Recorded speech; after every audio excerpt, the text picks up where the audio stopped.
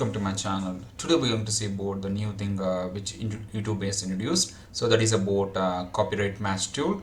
So most of the times, right, what happens, right, actually most of the times, like we the content developers develop some kind of videos or any kind of content, but most of the time this content will be like copied from other YouTubers and also making their videos their own, and most of the time we'll be relying on some other tool or some other software to find the similar matches of our own content. So to avoid that, actually YouTube has introduced the copyright match tool. Using this tool, we can easily find our content which is used by someone else. So this is the email I got from YouTube just now, just 1 hour ago. So they mentioned they're frustrated by re-upload of your contents. Good news, with a new copyright match tool, we will automatically find your content on YouTube that matches your own. You just need to simply review the matches and choose the next step, okay? And also the copyright match tool in action, that's telling like create and upload your video to YouTube, and we'll let you know when you find a copies of your content, okay? And reviews will take an action. When I click on check it out, so basically what it does is it redirects to the YouTube studio, and in the YouTube studio,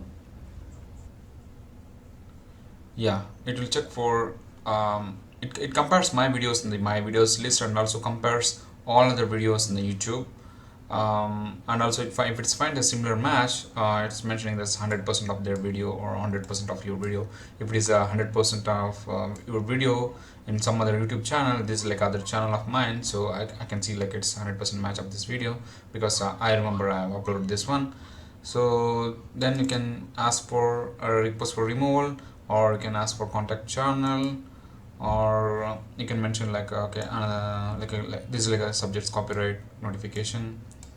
Okay, you can ask for your video and their tech channel. If you use without the permissions, you may ask to remove the video.